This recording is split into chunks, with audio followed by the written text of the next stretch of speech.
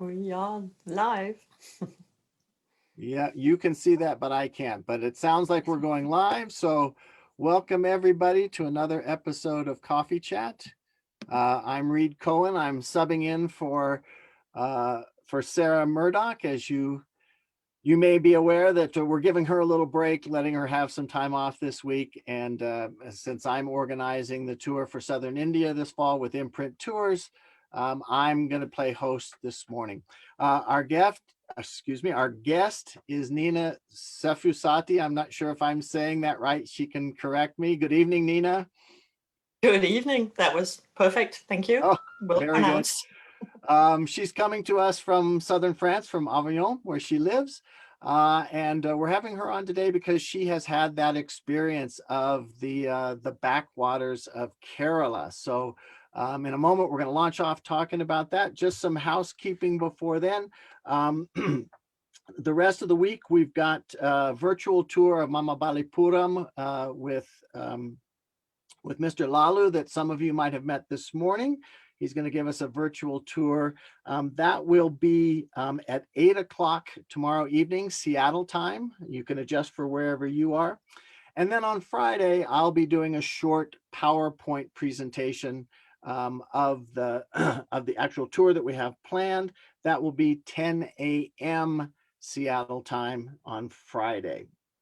Um, Okay, to get us started here, well, actually, first of all, Nina, why don't you tell us a little bit about yourself, your background, how you've gotten involved in travel, and how you ended up in Kerala when you visited there?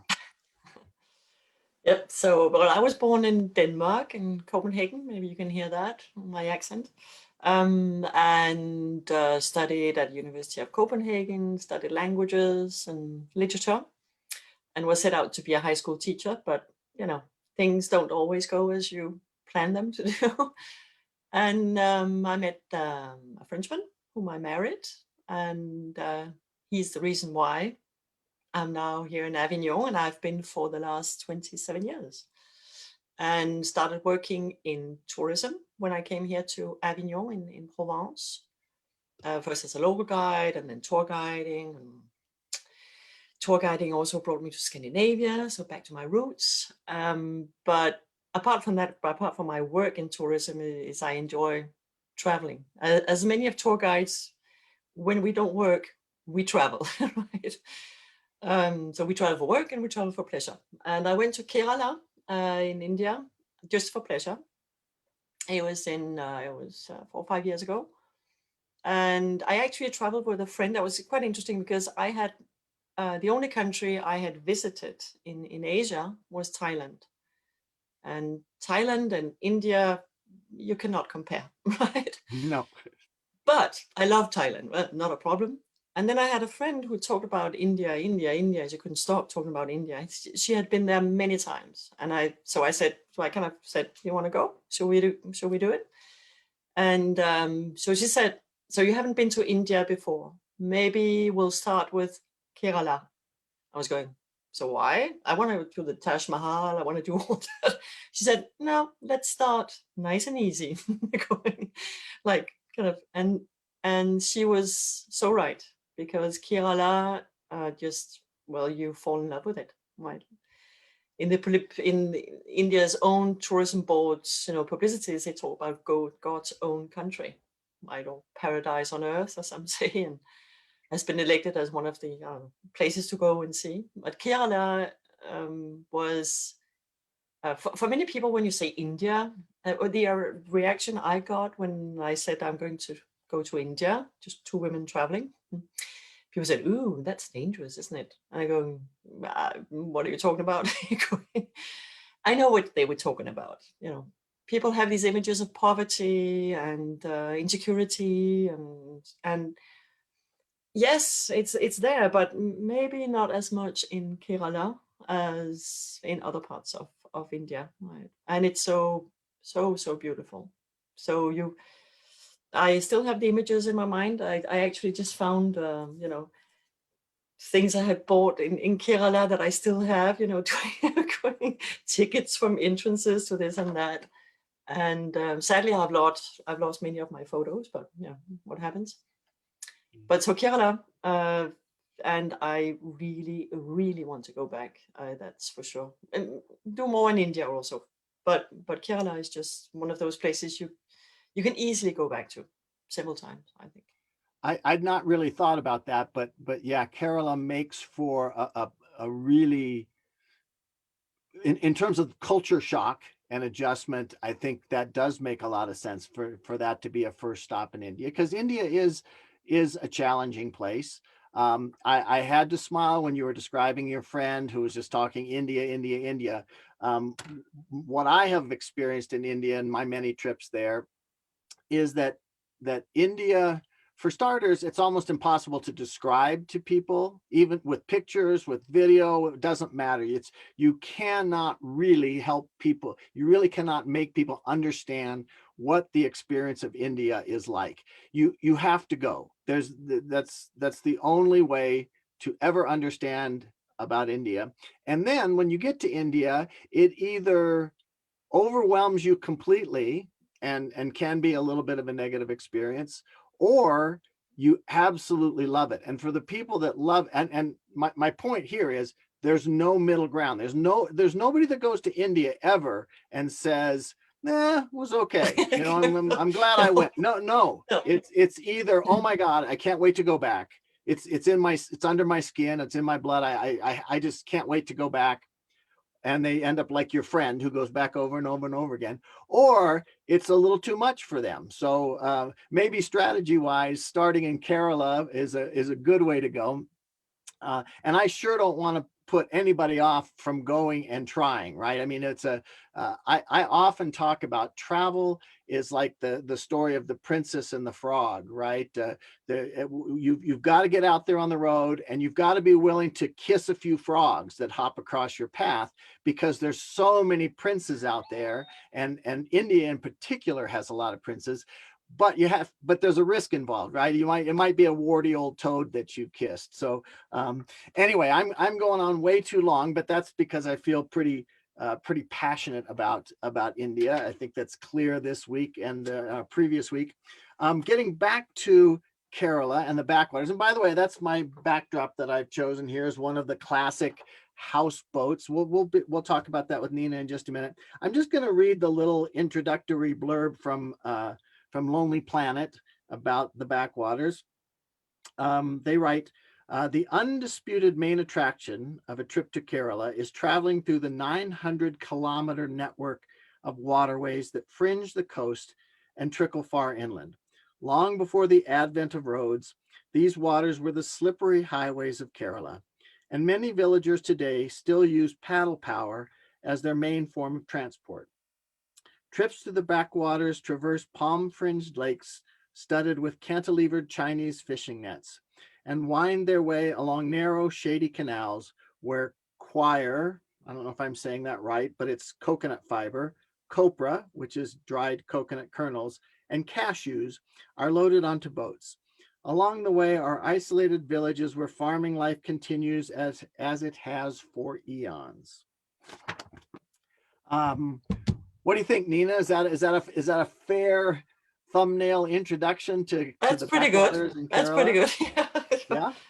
Yeah. But the thing is, for me, I don't know, maybe not for everybody, but I love boats. I love sea. I love everything that has to do with water. So anywhere I go in the world, if I can get on a boat and I get on the water, I'll do it.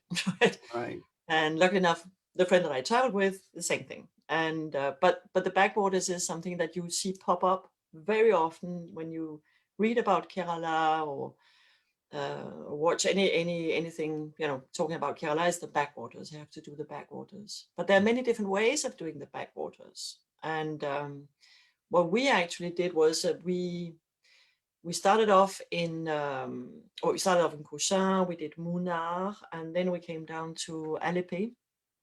And Alеппе is one of the places you can start, right? You can start in different places, but it gives you really those short boat rides or full day boat rides or several day boat rides. There's so many possibilities. And as I said earlier, everything is easy in Kerala.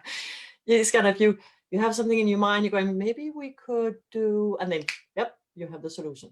It's incredible. But anyway, so I would say you have all these different ways of doing it, but what it does is that it takes you in to these lagoons and lakes and canals and the many rivers, right, in Kerala also. And you're passing by these people living in their villages, children running, bicycling, waving to you, hi. And or the people cooking, they're just going on with their life, and you're just sailing by very calmly. you're not Usually you're not, speeding on the waterway, on the backwaters, right? It would be a little, a waste just to speed past. But and it's really, it calms you down. There's something about, generally what I like about river sailing or whatever, is that you're just there sitting and taking it in, like if you were sitting, I don't know, in a square in Rome and having a espresso, and you're just taking in the people and the ambiance. Here you're just sailing past, and it's wonderful. And the vegetation is incredible. You have palm trees and coconut trees and rice paddies, and the landscape is changing. So that is one of the, I would say, one of the most incredible experiences I've done. So, but you want to talk about maybe the boat you have behind you, that Well, houseboat? I was going to say, what was your chosen mode of transport then? How did you choose to experience the backwaters? I was on a budget travel, so we kind of just went with the flow, and then we found out that those houseboats that you have on your image behind you was an option. You could be on that for like a day or half a day. You could have lunch on board. You could be there for 24 hours. You could sleep on board. I'm going, yeah, it's fine. But we wanted to be more, can I say, with the locals. So we found out that there was a public ferry, which is quite a large boat. There was quite a number of people on board, but a local ferry that stops several times. And we thought, perfect, perfect. So we saw people getting on and getting off, and it took us actually 8 hours, slow, slow boating there, also with the stops, etc. And on top of that, they stopped at a given moment in the middle. For those of like us or other people, passengers on board, it was actually this way of having lunch, because they on board there was like chips and sodas, and you could buy something to drink and maybe little munches, but a lunch. And there was just a very simple place, like on the canal right there. You stop, boop, you got off, and then you pay for yourself, but it's not expensive. So we had lunch in the middle of the day, which was a nice way also getting off the boat and getting on the boat again. But the thing about the public ferry was, first of all, not expensive. It was probably, I can't remember the price, but it was probably the less expensive transportation I've ever done in my life on a boat. And see people who work there, who live there, and tourists, obviously, travelers like myself, was a really interesting full day of just, you know, again, taking it in and letting and watching what was, going past us. And that is a ferry that goes back and forth.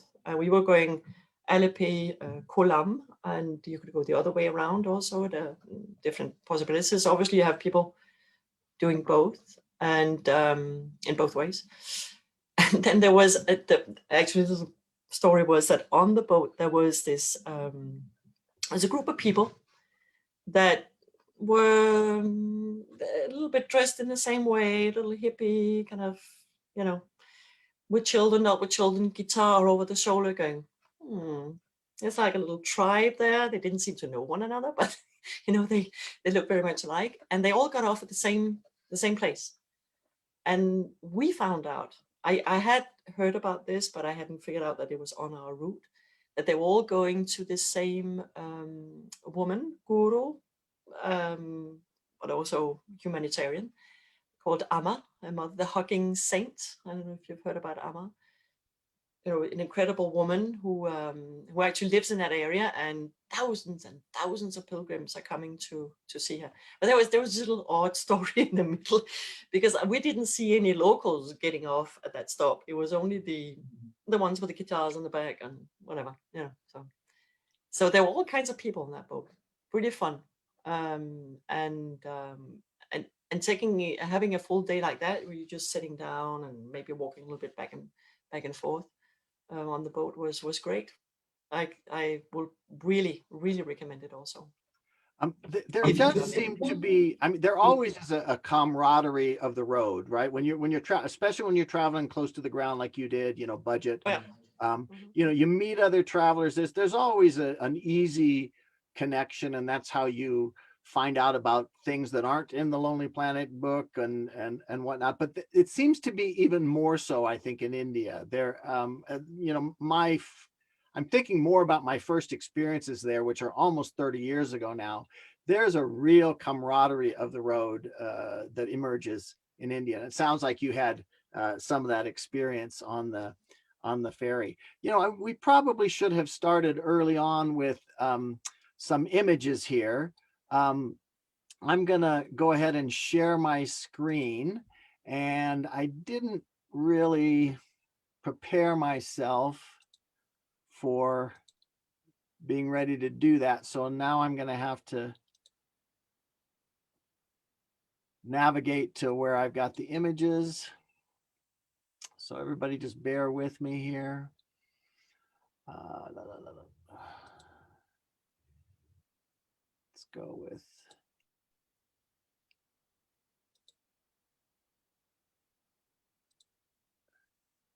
Okay, let's see, where do we want to start? I'm going to start with, I think this is. Yeah, it's inside the ferry. Is that the ferry? Yeah. So this is what Nina has been describing. I mean, I should have put this up earlier. Is there anything else you would add to seeing this image? Well, looking at, you see more locals than travelers, and I was on a ferry that they were half and half. That was it. But you get the idea, right? It might not look comfortable, but it actually is, and everybody is just not kind of being weird about you being a traveler, because I guess they're used to that. And there is a little toilet in the back, by the way, a little WC in the back if you need that. But you can see you can actually also go on top of the boat, because there's a kind of a little deck, a covered deck. And so if you don't like sitting there and maybe it's getting a little hot or whatever, you can always hop on top of the deck and getting really the fresh air. Yeah. But you see, it's fairly simple. I don't like to use the word primitive, right? But it's simple, it's functional, and we felt completely safe. I mean, there was no problem with that. They might look a little old, the ferries, so you go, but it's it's just a beautiful, relaxed way of doing it, and I like that way of traveling. I mean, when we were in Kerala, we went by bus quite a bit also, and which was it was not too complicated to figure out. It was just you have to change here, get there. It's a really good transportation system. And the same thing in the buses, right? We are just here with our little bags and whatever we have with us, and nobody's kind of can I say noticing us, or it was just part of the crowd. So yeah. So you see, it's not a huge ferry. I can't remember how many passengers in total there was on it, but it's not huge. It's not like hundreds and hundreds of people coming in and out, right? That's not the way there. Now, you mentioned before we went live, Nina, that you had tuned in and listened to Chetan and Lalu and I this morning. And one of the things I brought up was a concern about what I call the hassle factor of India. And they confirmed for me what I've been seeing over 30 years in India, that's something that's getting better and better. It looks to me like it's sort of you're a little bit of a curiosity, but probably because you're standing up there taking a photograph more than anything. But people pretty much left you alone unless you wanted to engage with them. Is that a fair assessment? Completely, completely. I mean, if you look at Lost, we actually had an encounter, if you want. We are arriving, I can't remember which city it was, but we're arriving with the bus. We just got off the bus, and two women traveling. We knew where we were going, right? We knew which hotel we were going to, and so we were just kind of figuring out where to go. And then we have this gentleman coming up to us and saying, "You need a hotel." Like, "Hello, do you need a hotel?" And as typical Western women, when we travel in places like that, where, particularly women traveling alone, of course, we were kind of, going, "Nope, nope," being really rude, unpolite to that poor gentleman, who then excused himself and said, sorry, I just want to help you." And we just felt, we felt the worst tourist in the world. We're the bad tourists, So no, it was always helpful. People would very often come up to you if you look lost. And we also have another situation where it was in a tea room, I think, somewhere, where we're just sitting and chatting. We're talking in French, my friend and I. And this gentleman comes up to us and say, sorry, I'm listening to you and I can hear you talking French, but can I speak English also? Yeah, of course. Everybody speaks English. That's one of the great advantages of traveling in India is English. You get by anywhere, right? It's kind of what part of their common languages also. And he started talking to us, and we started saying, "Yeah, please sit down." And it showed that it was a history professor. And we had several hours long talk about India's history and the Brits and that not so glorious history. So you see what I mean is that if you are open, if you don't look close, as we did, for instance, when this gentleman came up to us and said, "You need a hotel," and we thought that he was, trying to get us somewhere we didn't want to go. If you get the right vibes, if you are in the right mood and you get the right contact, there are so many possibilities in India to talk to people and to get more knowledge, to get wiser. The way we traveled was we had the first hotel when we arrived, and then we had the last hotel. The other accommodations, it was not hotels actually, most of homestays with a family. And how we worked it out was we would ask at the homestay, "Do you have a cousin? Do you know anybody who has, I don't know, another homestay in Munnar?" "Oh yeah, they always know somebody who knows somebody." So we actually, through our contacts, through the people we were talking to, figured out we had a plan, right? The towns and places we wanted to go to, but the accommodations, they just came as we went on, and that was it was just a great way of doing it, because people will advise you and help you, and no problem.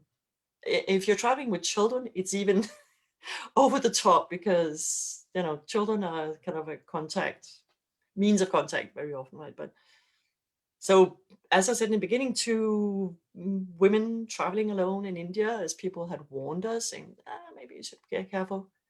Not at all. Not once. Not once were there anything that felt not right, or so.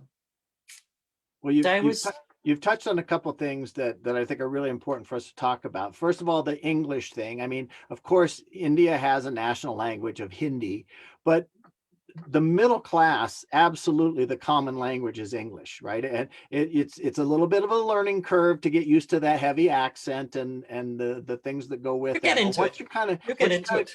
yeah, once you ease into the cadence of the way that they speak, it's no problem finding somebody to communicate with you anywhere you go. Absolutely anywhere you go. The second thing that you bring up is something that's that's been important to me for years and years and years, and that's that Americans are fearful. We are a fearful people, and we very often take our fears with us unnecessarily. I was talking about the hassle factor. I was talking about the intensity of India. India is exotic, but it is absolutely safe. I mean, you may get tired of people maybe trying to sell you something or talk you into coming to their restaurant, but there is never a moment that you feel physically threatened. And I can't imagine a place more safe for two women to travel, right? I mean, whatever would happen to you, the worst that could happen to you, I would characterize as a hassle.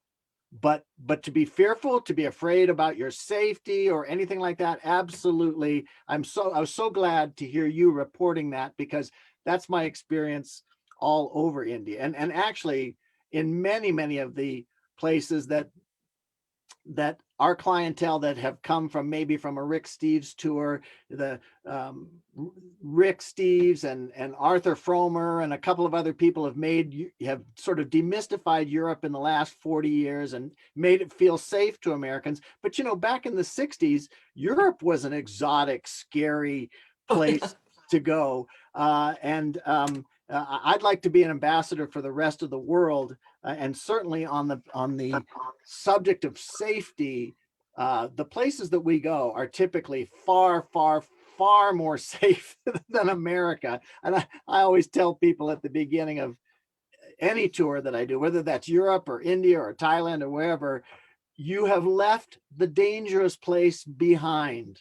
You don't need to take your same fears with you. You can go out after dark and you can walk down these little dark alleys in Venice. It's safe, So anyway, sorry for getting on my hobby horse there. But you touched on those things, and those are so important to hear, I think, about a place that is exotic and different for us, but safe for sure. Let's change pictures, and I don't know really what's going to come up next. Oh, this is just one of the many versions of a houseboat here. A houseboat, yeah. Yeah. But that's the simpler version. Actually, the simplest. I mean, the where those houseboats came from was originally just very simple models, very much like that, transporting rice or other agricultural goods that they then figured out, kind of transforming into a little more comfortable, maybe houseboats. But that's, you could say, a very simple version of it there. But it's just, look at the colors there. It's just, yeah. And So for the people who might be thinking about coming on tour with us in Southern India, I wanted to include an overnight houseboat thing. I inquired whether it was possible to like start in Aleppo and end up in Cochin or something, but logistically it just didn't fit. So we won't be actually spending the night on a houseboat, which might have been a little too rough for some of my clientele anyway. But did you ever see somebody paddling around in a corco like this when you were there? Yeah. But that's it. You see all kinds of transportation means, some simpler than others, right? And it's just, the thing is that you figure out how they use just what's around them, right? Could be just of course, the wood for the boats, right? There are wooden planks, right, for a boat, otherwise it wouldn't really go. But also the fact that they have the palm leaves on the roofs of the coverings of the houseboats. Anything material-wise that is local can be used, and this is it. I mean, we're talking about a region where people were, and to a certain extent still, poor.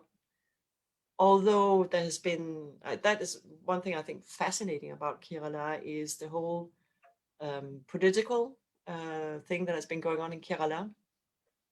They have had, I'm going to frighten the Americans, but communists, Marxists, state administration. Well, it's a state. Kerala is a state in India, and their administration has been communist, left wing. It's just a little bit changing, but that has led to an enormous amount of social reforms, helping the poor farmers, giving, for instance, I heard that they had installed retirements for poor farmers. I mean, there was nothing that existed like that before. So we're talking about a period of time that was, I think, 1950s up to 1970s, and then it changed again. But it just means that Kerala is you would have people who have been so used to do with whatever they have around them, like this young man in a very simple construction, but it will not sink. He knows about it. He knows what he's doing there. Right. Well, Transportation on one and point. sorry for jumping in. That's the whole point, right? Is to I think that's the real value of Kerala and the backwaters is, like you said at the outset, life has slowed down in a country that's pretty frenetic in other places, slowed way down, and it's the opportunity to make the cultural connection. To see people with their real lives and make those sort of connections. We won't be using the coracles here, but we do have planned for the tour. We'll have a morning or an afternoon where we all pile into canoes and we'll paddle our way back into the backwaters. For those of you who have immediately seized up, you won't have to do the paddling yourself. We'll have somebody that's going to do that for you. So let's see what I've got next for a picture here. Oh, just one of the little back canals there. And I guess that the place is just laced with both big and small canals, right? Yeah, that's so fascinating that you go from like a little, looks like more natural kind of canal and into more a built canal. Maybe you're crossing a brackish water lagoon, or maybe you're getting a little bit out into a larger lake. And that is so that you go from this almost tropical vegetation, then you have rice paddies, etc. So depending on if you're canoeing or if you have a houseboat just for your family or your friends or whatever, or you're doing the public ferry, obviously it depends a little bit on where you're going. But that for me was, well, that nature is incredible. Not only there, right? It's not just the nature of the backwaters. The whole of Kerala has an incredible nature. It's And it, green, it's luscious, and yeah. I can see from the pictures that when you say that it's, it's not spectacular nature, it's not like the mountains or a huge waterfall. It's that sort of Depends. soothing, all Yeah, green, makes you yeah, feel but really that good. depends on, yeah, but it depends on where you go, because Kerala is a lot, right? And because you could go up into the mountains, you could leave the backwaters, right? And you could go into the mountains and see, but it's still, you're right in a certain way, it's still kind of rolling hills of tea plantations, and yeah, it is, it's not scary nature, it's not Nepal or Himalaya or it is up there. But for sure, I just want to add that there is more than just the backwaters, obviously, to Kerala when you talk about nature. Right. Here's the picture that I had behind me. So everybody's been looking at that the whole time. We don't need to stay very long on that. Another one here. Mhm. Actually, I had when we stayed. There you go. That's the ferry. See when I said that you have that roof, that deck on top with it's covered, so you can actually sit there and enjoy also. Nice. And they look a little old, those ferries, right? When you look at that photo, but it's completely fine. Yeah, and that you see that. Sorry. Yeah. No, I was just going to comment about the tour again, that I believe we have a private big boat scheduled for a part of it. Then we're going to do the canoes, and then we're going to go on foot and visit one of the villages and have that sort of exchange. So, Oh, that's good. Yeah, yeah, but it's always have a have a real contact with whatever village, people living in a village or whatever it is so important, isn't it? yeah, That we when you always get try to make sure that we've got some sort of, oops, that's not Kerala anymore. Sorry.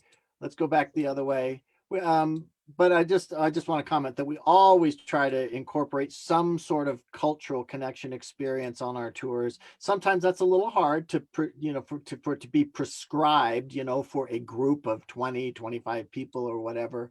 But we always do our best to make it as authentic as possible and to avoid the canned experiences. But sometimes when you're scheduling it out a year and a half ahead for a group, that's really all you can manage. Here's another shot of Yeah. one of the smaller canals. See, that's actually, well, that's from, I think that's one of my photos. Okay. That's from another way. I told about the 8 hour long public ferry, but we also did the day before. We saw that there was just 4 hours afternoon ride. We were a little tired, you've been traveling. We thought, looks perfect.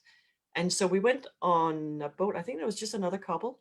There was a couple, and then me and my friend, and four of us. And we thought, okay, this is fine. We're just the four of us, and it was fabulous. It was just, again, you see the nature there with the palm trees and everything, and they had these cushions. You could lay down like an Indian princess, or you could sit, or you could have your feet hang out in the water. That was just a 4 hour with a private, 4 people, a private boat ride. That was another way of doing it, and again, relaxed, and you get into the Kerala mood at a given moment.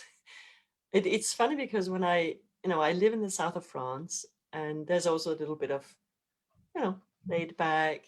And as I don't know the rest of India, obviously I cannot talk about the rest of India, but for sure in Kerala, it's it is that relaxed and kind of let things flow, which feels good when you're traveling.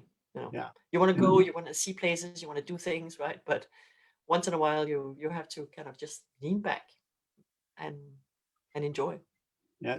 It sounds like if you had to characterize Kerala with a single word, it might be relaxed. Mhm. And I would say that it just so happens that our scheduled time in Kerala is right in the middle of the 2 week Southern India tour. So a little more frenetic on either side. I'd like to say that it's my own personal genius of putting Kerala right in the middle when you need a little relaxing rest, but it just so happens that it's the logistics of the geography there that puts us in there about halfway. Let's see. Look at there's a Oh, that's couple me. of Oh, worthy travelers. I that's assume that's me. you And and your you see, friend. so we're sitting there. The captain is sitting behind us. Yeah. And so this is just, this is us just looking a little tired. I can see that, but but that was a perfect moment. Yeah, really enjoying it there. So brings back Actually, so this is nice. I should have been a little better organized. We should have put this picture on first because it sets the mood, right? For relaxing Kerala right here. Yeah, it does. Yeah. Uh, Yeah, that brings back. Oh yeah, see that? That's another one of those photos actually, just from where we were sitting and out towards the water, and you can see you have all these by the canal, right? You have other boats, like maybe private houseboats, not just for tourists, but people actually living on the houseboats. And again, you're passing by villages and life in Kerala. Yeah, beautiful and very comfortable. I truly, that just 4 hours, I felt like a Indian kind of nobility of some kind. Just having my own private sitting there. Yeah, it was perfect. Yeah. India is a great place to feel like a king or a queen or a maharaja, because so many of the nice hotels are heritage properties that were once palaces, and of course labor is inexpensive, so there's always people taking care of your personal needs for you. So it is a great country for feeling a Mm. little royal. This is what I was hoping for. This Mhm. is, I hope it didn't shock everybody that when I switched to this. This is a Katakalli dancer, and Mhm. I'm afraid I don't have a picture of the entire costume. I don't think. Let's see what's next here. This is just a dancer who's putting on his makeup, and both Nina and I agree that this is one of the most engaging art forms to Mhm. participate in. anywhere in any country. Nina, why don't you share your take on Katakalli dance, which of course I should have said at the outset is, I don't know if it's indigenous to Kerala, but certainly this is where you encounter Katakalli dance. And it is, I can vouch for the fact it's amazing. So what was your take on what you learned from watching Katakalli? Well, actually, we understood that it was really typical for Kerala, but yeah, that it was this. That it's part of that family of dancing, of Indian dance that you can find in all of India. But every state, every part of India has their little particular way of doing it, right? So, and it was just a little, as it happens, we're walking by, we saw a poster, and we thought, oh, there's a dance show tonight, Katakalli, and then we saw that it was the Katakalli Center. So it was really the place to go. There's also, it was in the city of Kochi, and there was another place you could go to. That was the Folklore Museum, where Prince Charles had been to see a dance show also. But there was a little bit, the Folklore Museum was a little bit far away from where we were, so we just thought, we'll take that place. It looks great, and it was actually the dancers were graduates from a dance school, so it's really the creme de la creme of what they had, of new young dancers. And my friend had already visited India, and she had not seen that kind of dance yet. So we didn't know what to expect. Like you have said over and over again, we didn't know what to expect. So there was kind of no, we just went in and thought, oh, we'll enjoy this. I'm sure we'll enjoy this. And so it's a story, right? They're dancing, that they're telling a story. And it's a lot with facial expressions and of course the movements of the hands and the arms and the whole body. Is every movement, as so often in Indian dance, every movement, every tiny little movement with a hand or a face means something, right? When you don't know the story, do you understand it? Maybe not all of it, but it could be myths and legends that are being told, right? So they would have that colorful makeup you're seeing there, incredible costumes, really lots of colors, face masks also could be like just makeup like that or face mask. And what we didn't understand, or we didn't know, well, we understood, what we didn't know, was they also incorporate in the Katakalli dance, they incorporate parts of martial art movements and kind of athletic performances. So you can imagine this dancing, that you probably know, combined with something that is really physical, difficult. So I think we went to that performance that went on for an hour. And the great thing was that when the hour was over, the dancers came down and they went around and they said, and they looked at us because there were very few travelers, by the way. There were many locals at that place there. So they went up to us, first of all, and said, so did you enjoy it? And do you have any questions? And that was, you imagine that. You have these incredible dancers coming up to you and say, do you have any questions? They're going, yeah, what was that? And so truly, I would recommend to go to a performance like that. It gives you a feel of this, I don't know for how long it's been around, but maybe we're talking about hundreds and hundreds of, even thousands of years, and then very typical for the region that what we wanted to do. We wanted to find something that was really typical for Kerala. So yeah, perfect. I'll share a little bit about my experience, which is from many, many years ago. We did it in Cochin, and the place where we saw the Katakalli dance was well written up in the Lonely Planet, and it was basically a man who does Katakalli had sort of developed this whole, I'll call it an outreach program. It took place at his house. We were up on the roof, and he comes out, and then he sits down and he puts on his makeup. And while he's putting on his makeup, he's explaining the whole dance. I don't remember the details, but I do remember that the putting on of the makeup lasts every bit as long as the performance. But then by the time he performs, you do understand what's going on. And the other thing I remember is that there's a real sort of pantomime element to Katakalli. So the language barrier is not as important as with other kinds of local dance that I've experienced around the world. I found it very engaging, and you after having had the explanation, you can sort of follow what's going on in the narrative, which makes it a really engaging kind of art form. I mean, I love going to dance performances all over the world, but a far more typical experience, it seems like to me, is, you know, it's visually arresting and really fascinating for about 10 or 15 minutes, and then because you can't track the thread of the story, you just sort of, you know, for the next 45 minutes or an hour and a half or whatever, it becomes boring just because you don't understand. I did not find that to be the case with the Katakalli. So really enjoyed that. And of course, we will, on the tour, we will definitely have a Katakalli experience when we're there in Kerala. Well, this has just been lovely. Nina, thank you so much. I don't want to cut us off here. Was there anything else on your mind that you wanted to share about Kerala, the backwaters, India in general? Anything on your mind before we? There's so much. Can we go on for an hour more? No, I mean, I know you like food, right? And me too. I mean, Yeah. anywhere I go, local food. And we had a lot of experiences with just street food. We had fabulous restaurants, you know, not too expensive, not 4-star Michelin restaurants. That is not what I'm talking about, but you know, nicer, comfortable places.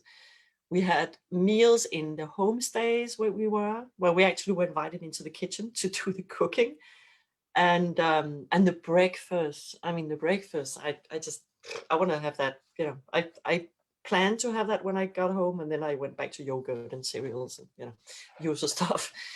But the dosa, remember the thin pancakes in Right. that presented like a cone like that, and I mean, and the seafood, and I mean, vegetarian food was great. And we had I just have to add also that we went up to Munnar, which is in the mountains, with the tea plantations, very famous for tea plantations. We went to a tea museum and all that, but it was such just the homestay place we stayed. We arrived and it was right in the middle of a rainforest. It was like Jurassic Park. It was, and we had just been by the coast in Kochi, in Cochin, and then we get up to Munnar in, you know, I don't know how many thousand feet we were actually up in, and that change, you know, going sea up, down again, backwaters, and then we also had a stay at a beach, a beautiful Vakala beach. It's further down towards the capital. Well, that's another thing. Yeah, Ayurvedic. You've heard about the Ayurveda medicine, like the alternative medicine. And you know, I'm just open to anything. I don't have any serious health problems, but we just went for massages and listening a little bit about it. And it was just like 2 days treatment over 2 days with massages, not very expensive either. And it just, you, any worries you had, any kind of, you know, my back is a little hurting, gone, gone, going. So, and that was another interesting, and I know a lot of travelers, a lot of people go to Kerala for the Ayurvedic treatments. Believe it, you can believe it or not, you know, it's alternative medicine. Yoga classes. I have a friend who's been to Kerala twice just to do yoga classes. So anyway, you see, I'm just saying, lots of things you can do, lots of things you can enjoy. Beaches with quite a bit of waves, though. It's a little violent on the beaches there, but beautiful, beautiful sunsets. Anyway, I'll stop there, right? Because I feel like I go on forever. And I just found in my little booklets and stuff, I still have a little Kerala map with I put down the places we went and all that. You know, the things that you just keep and you can't throw them out. this is my thing, and also because I want to go back to Kiara. Well, listen, I always say for any trip, there's three parts, right? And they are very often of equal value and pleasure.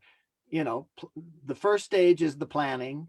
The second stage is the actual travel, the execution. And the third is the recollection. I mean, isn't that why we travel? To have memories of other places and other experiences? Sometimes just as valuable, just as meaningful as the execution of the travel. And of course, completely. Here we are in the planning stages. Hopefully there's people watching that are thinking this is a place I want to see and I want to experience. And I'm hopeful that that is the case. And Nina, you've been fantastic. And your genuine enthusiasm reflects my own for Kerala and for India. So I'm really glad that that came through. Just to wrap up for all of our viewers here, a reminder of tomorrow evening, virtual tour with Lalu, and then PowerPoint on Friday. And a little note about, once again, I was unable to access the comments that might have been coming in, comments and questions. So when we sign off here, I'll go back to Adventures with Sarah Facebook page and see if there's any comments that I need to respond to, any questions that need to be answered. Thanks for tuning in, everybody, and we hope to see you soon. Keep on traveling and travel with intent. Au revoir. Merci, Nina. Bye-bye. Bye. Take care. Bye-bye.